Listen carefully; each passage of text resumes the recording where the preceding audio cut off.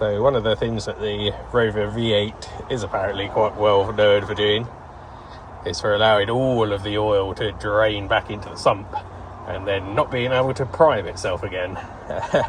So that could happen even after sitting over a winter. So obviously 26 years, we're probably not going to get oil pressure out of this engine. So to combat that, we're going to see if we can take this distributor out and get to the oil pump drive and see if we can spin that over with a drill. So the engine isn't actually turning over, but the oil pump is. And then we should be able to see down into the valve cover through this oil fill here and see if we're getting any oil to the top end of the engine. That's what we want to see before we really start cranking over on this thing, trying to get it going. So we'll try and do that now. So the distributor came out pretty easily, despite all the corrosion around it. And obviously with all that corrosion around the base of the distributor, there's corresponding nightmare of stuff going on down here. All sorts of scale and rust and aluminium oxide and all sorts of things going on down here.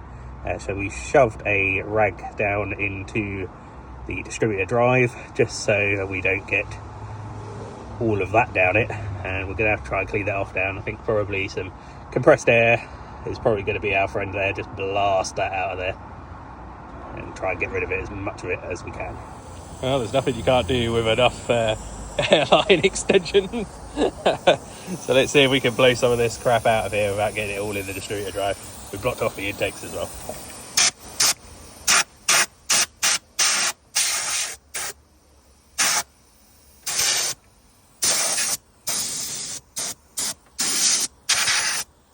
We'll blast off as much of the engine as we can, I think, with this. I feel pretty good about how much of that came off, to be honest, with just some compressed air and a little bit of wire brushing. It's much better now. We've really prevented the danger of chucking all of that into the engine. So we can pull this little cloth out now, and that will show us what we want down in there. See if we can get you zoomed in. There it is. There it is. That's the oil pump drive. So that rotates at the same speed as the distributor, and then the distributor drive actually meshes with a gear just before that. So then if we come over to the distributor, you'll see where that slots into. So that mates into there. So the easiest thing really that we could probably do is to just try and get something on that drive down there to turn it with a drill. And if we can't, then the next thing we could do is try and punch out this pin here, take this gear off, and then we'll be able to use the actual distributor itself to rotate the oil pump without the need of the engine cranking. But I don't want to do that if I can odds it, so let's see if we can fathom out a way to get in there with something to turn that oil pump and hopefully start building up some pressure. Okay, well, to see if we've got any oil pressure, I have made this little tool out of a little bit of 12mm all thread. We have cut a notch in it there to replicate the end of the distributor drive, and obviously chucked it in a cheapy little handheld drill. This distributor rotates clockwise, so we have to make sure we're turning it the right way. We stab that down into the block, into the head of that drive there for the oil pump, spin this drill, and eventually what we're looking for is, one, obviously the oil pressure light to go out would be really handy if the oil pressure switch and everything works, but is for load to be put on this drill basically. So what we should get is this turning quite nice and freely, and then this will build pressure and it will put a load on this drill. So you can, one, feel it, and two, hopefully tell with the light in the dash. But obviously when I did the 59 Cadillac, I had a similar setup with a handheld drill, and I could really feel the force of the pump trying to put the oil through the engine, which made a noticeable difference on the speed of the drill. So that's what we're looking for. We've also got that capped off of the rocker cover assembly there, so hopefully we'll be able to see some oil pumping around in there as well. But as long as that light goes off, then at least I have primed the filter and that stage, which is really important. Okay, so you're gonna have to tell me if I've got oil pressure, because I can't see obviously when I'm turning the drill. So that's the oil pressure light there in green. Hopefully not long after we start turning the oil pump with the drill, that light will go out.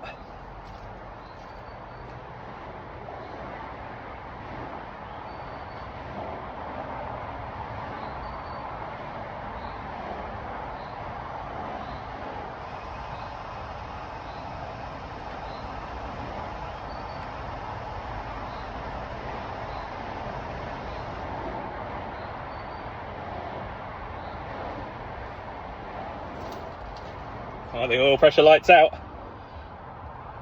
and that stayed out for a good amount of time. I think we've already got quite a good engine there. That seems to hold pressure for quite a while. So there you go, that's the drill in place, and as you've seen, turning over that oil pump, we are getting pressure pretty much immediately as the drill starts, which is really good, and it holds it for quite a long period of time as well. So that's a good side. I think we've probably got a healthy engine there. So I'm pretty happy now to be turning it over.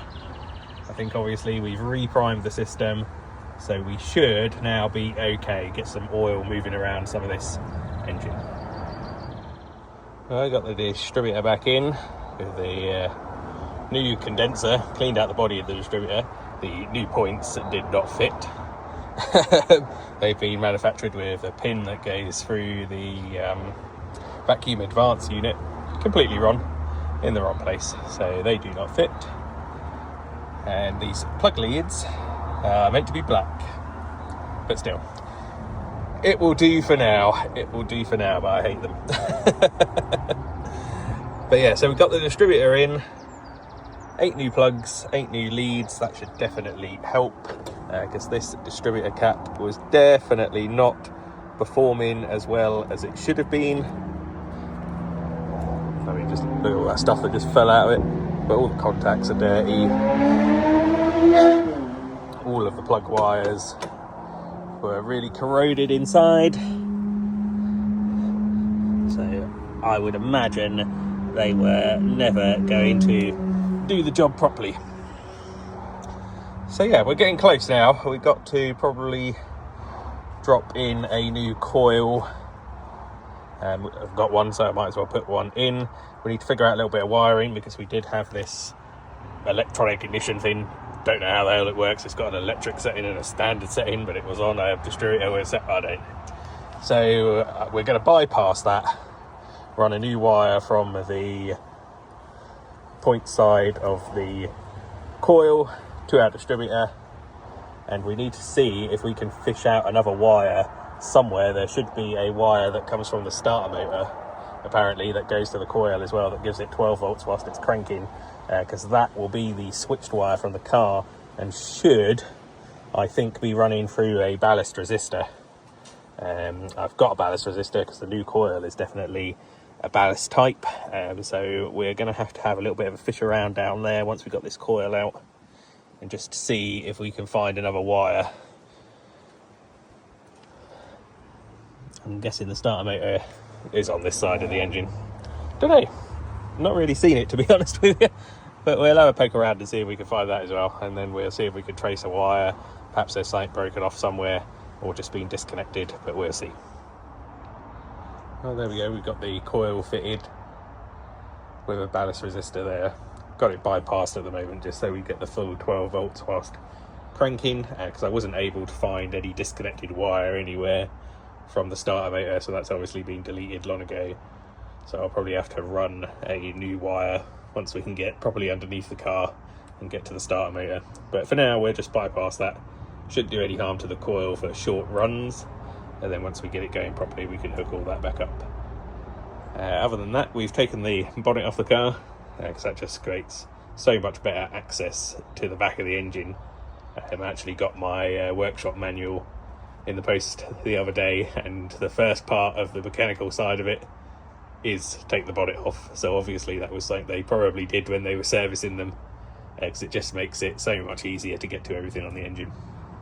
So yeah, with the coil in now, the distributor back in, everything should be timed up okay. New plugs, we should be ready now to see if it will at least fire and run for a few seconds on some fuel in the float chambers, and then that'll give us a little bit more confidence then to go on to creating a fuel system for it to try and give it a longer run. But at the moment we've not actually seen it do anything, so it'd just be nice to actually see it splutter into life and let us know that we have got an engine that does run and doesn't knock and ban, and then we can progress a little bit further.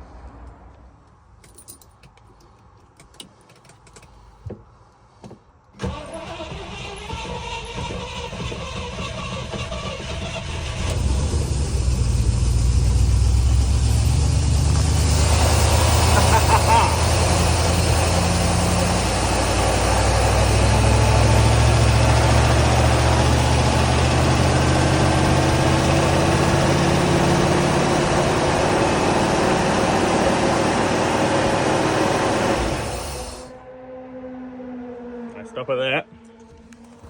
Ooh.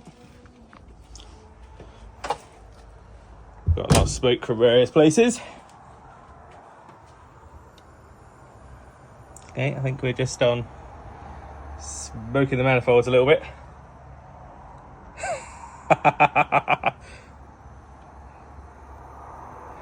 Here we go. The first official run in 26 years.